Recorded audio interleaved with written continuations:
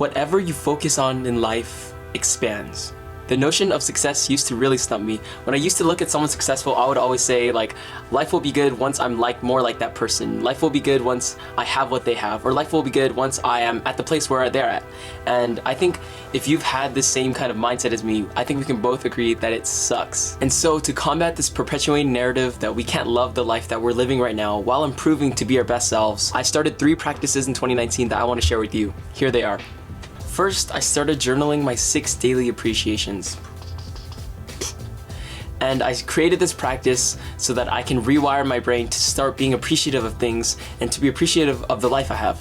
And I covered this more in my journaling video right there, but I'm gonna give you a quick rundown. First, I write down something I'm grateful for. Second, I write down an obstacle I appreciate. Third, I write down a person I appreciate. Fourth, I write something I'm looking forward to today. Fifth, I write down a long-term goal that I'm working towards, that I'm striving towards. And sixth, I write down how I'm gonna follow my intuition. So it's really just that simple. I reflect on everything that I'm thinking. So like when I look back at my answers, I can actually have a conscious appreciation for everything that I wrote down. It gets me mentally sharp and mentally prepared to be on the outlook for things that I can appreciate. And so that's the magic of what I think is the 2-step process of journaling, which is number 1, thinking about thoughts. So you're actually appreciating in your head, or you're thinking about it first, and then you formulate into words. So you write it down, and then you have the option to look back, which is actually 3 steps. And then you have the option to look back at those things that you were thinking about, that you're appreciative of, and you get to relive those experiences, and you get to relive that greatness. And so let me give you a couple examples of what I've been writing down in my journal. I'm grateful for the money I have to be able to spend in my hobbies in pursuit of my dreams. I'm looking forward to fix my longboard today. One long-term goal that I'm pursuing today is a connection with others through music. I appreciate having my RA in my life, and whenever I have the chance to have a conversation with him,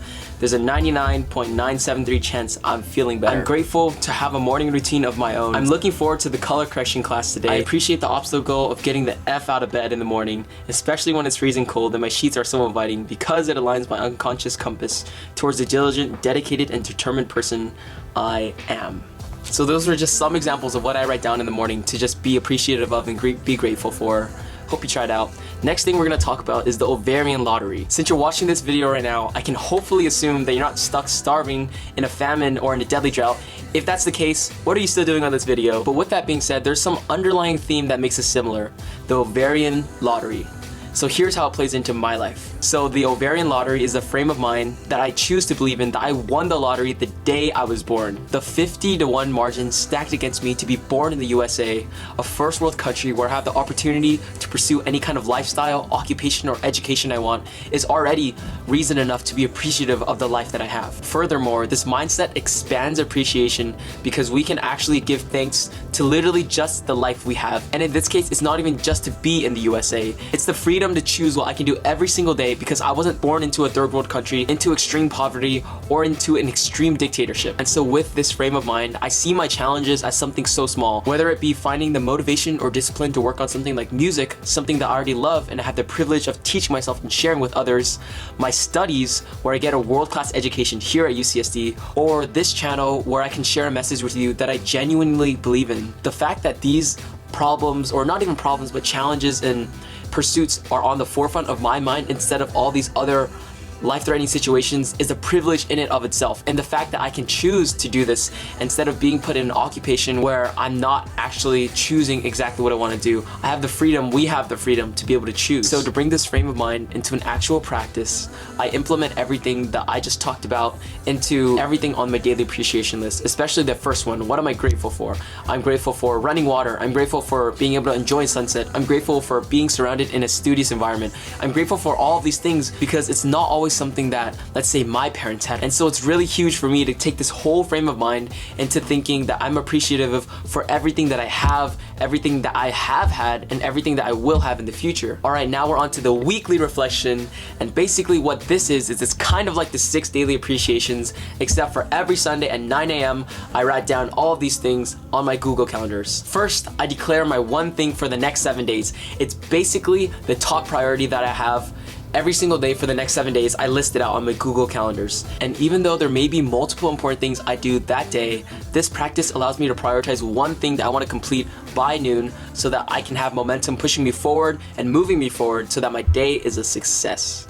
So this practice I designed works best for long-term goals, kind of like this channel. I'll give you a rundown of what I have. First, I have S for studies, V for videos, M for music, RE for relationships, and H for health. The second thing I do in my weekly reflection is an 80-20 evaluation. This was inspired by Tim Ferriss in the 4-Hour Workweek, a life-changing book I mentioned in my first monthly favorites video. Basically, the 80-20 rule follows as 80% of the results come from 20% of the inputs. For example, since I'm a student, 80% of what's tested on an exam is representative of 20% of the content that was learned. With that being said, I evaluate one personal goal, like making one video a week on this channel, and one professional goal, which would be like studying for 45 minutes every single day consistently. And I ask myself, what parts of my goal are essential and what parts can I finish with extreme efficiency and extreme productivity so that I can maximize my reward for my effort. So the third and last thing that I do is I call 5 friends or 5 mentors or any mix of the sort, and I just catch up with them. This is really important for me because I really value having deep, strong relationships, and I feel like it's so important to always be in contact with other people that you feel like you're admiring and you feel like you can learn from them. And this last thing is really crucial for me because I want to build relationships with people that I truly care about. Alright, these practices and mindsets are what I use on a daily basis to make sure that I'm appreciative and grateful for my life. To recap, the 6 daily appreciations, the Ovarian Lottery, and a weekly reflection. I hope you try these things out to focus on and expand the level of appreciation and gratefulness that you have in your life. They've really helped me. Hope I can help you out. See you in the next one. Love you, Tran Clan. Peace out.